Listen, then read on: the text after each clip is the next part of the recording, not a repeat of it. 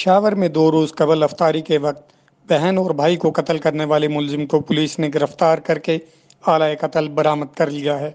ملزم نے شربت میں چینی زیادہ ڈالنے پر دوہرے قتل کا ارتکاب کیا تھا۔ کیپٹل سٹی پولیس کے مطابق مدی امداد ولد مسلی خان ساکن سعد آباد نے تحصیل مترا پولیس کو رپورٹ کرتے ہوئے کہا تھا کہ اس کے بیٹے محمد اسحاق نے افطاری کے وقت اپنی بہن اور بھائی کو قتل کیا ہے، جس پر مقدمہ درج کر کے تفتیش شروع کر دی گئی۔ ایس ایس پی آپریشن ظہور بابر آفریدی نے ایس پی رورل نجم الحسنین کی سربراہی میں رحیم حسین اور ایس ایچ او مترا حسن خان پر مشتمل ٹیم تشکیل دے کر ملزم کو جلد از جلد گرفتار کرنے کا ٹاسک دیا۔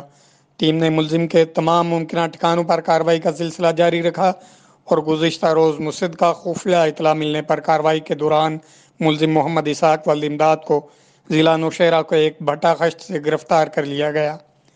ملزم نے ابتدائی تفتیش کے دوران اپنے جرم کا اعتراف کر لیا ہے، جس کی نشاندہی پر آلۂ قتل بھی برآمد کر لیا گیا ہے۔